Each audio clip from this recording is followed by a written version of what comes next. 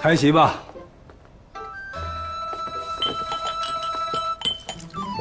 我家那口子最近也不知道怎么回事，鼻子不是鼻子，眼不是眼，处处挑刺。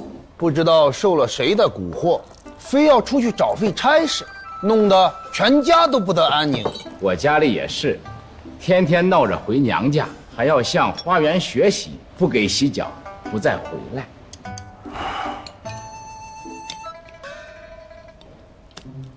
来，舒儿，你我父子二人许久没有一起喝酒了，今天一定不醉不归。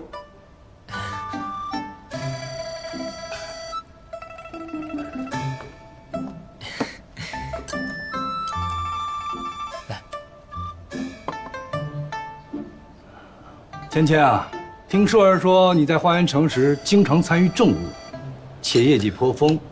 那不如你来说说，刚刚你这几位叔伯的矛盾该如何调解啊？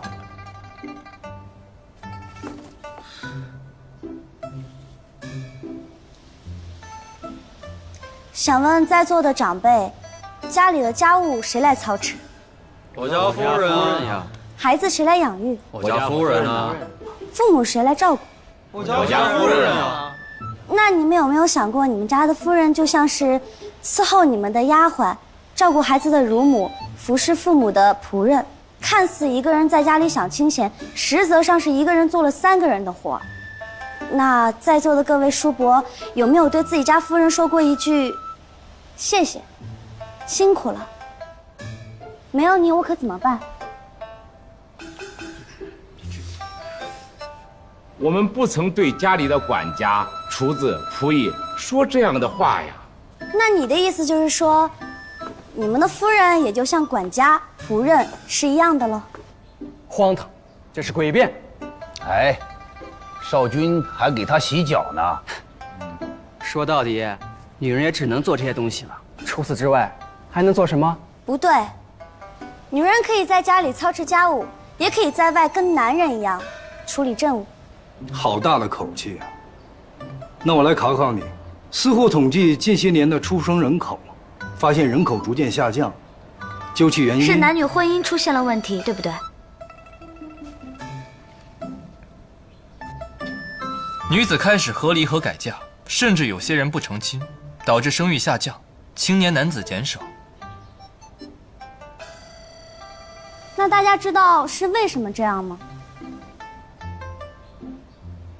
玄虎城男子自以为是，不问对方喜好就擅作主张，说白了就是大男子主义，做什么说什么都得听他的。这样的男子谁会喜欢？依我看，就是你们这群女人在搞事情。我们玄武男子相貌堂堂，谁不喜欢？以后凡超过16岁未到婚嫁的，都要交罚金。罚金？单身税？可这也解决不了问题啊！交税不够，那不嫁人就直接关起来。荒唐！出现现在的情况是女人的问题吗？这分明就是男人的问题啊！你们不想想如何去改变男人的问题，反而把责任全部怪在女人身上，有趣。依你说，那该怎么办？想不出来就算了，免得浪费大家时间。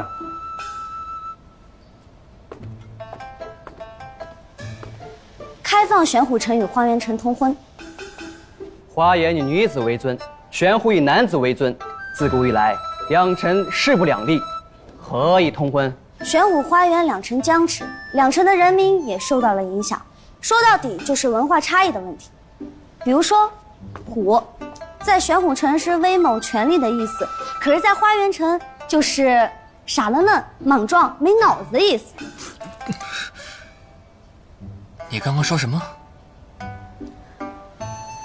不过近2年也是有可爱的对内呢，我们可以解决玄虎人口下降的问题；对外呢，我们可以化解两城因为文化差异矛盾形成的误会跟隔阂，交换资源，这样百姓安居乐业，生活富裕繁茂，怎么样？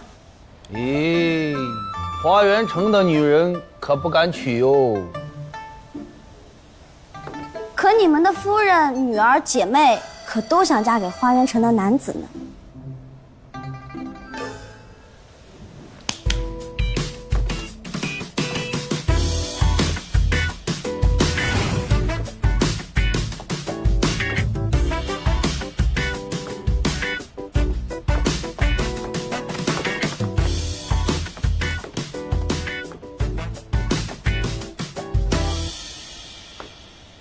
甜言蜜语型的，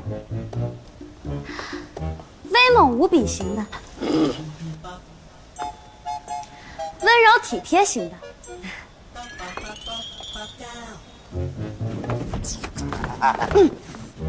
胸大无脑型的，各式品种，只应有尽有。姐妹们，想嫁吗？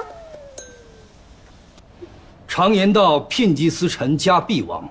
妇人们还是推居内室为好。今日到此为止吧。父亲，我觉得小千所说的不无道理。你还敢开口？我让你带矿回来，你带什么回来？它是矿吗？它能烧吗？烧不了。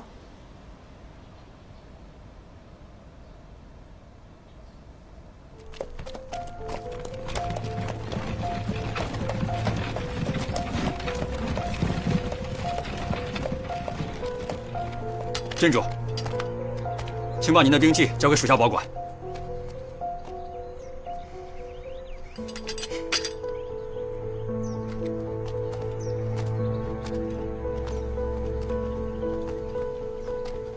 这些人似乎不是往日的守城护城军。听说城主最近好像加强了防备，亲自点兵点将选拔的城主守卫。难道母亲要一辈子都防着我吗？郡主，这次城主好不容易召见您，您一会儿可要小心行事，务必哄得他原谅您。这个我自然知道。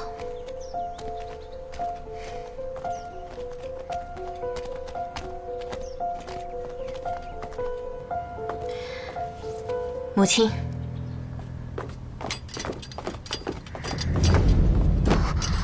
解释吧。母亲，女儿根本不认识此人。他已经全部都招了，你还想说什么？请母亲原谅女儿一时鲁莽。一时鲁莽？畜生！你竟然做出这种惨无人性之事！你知不知道，芊芊为了给你让位，才会与我假死诀别。又是为了我。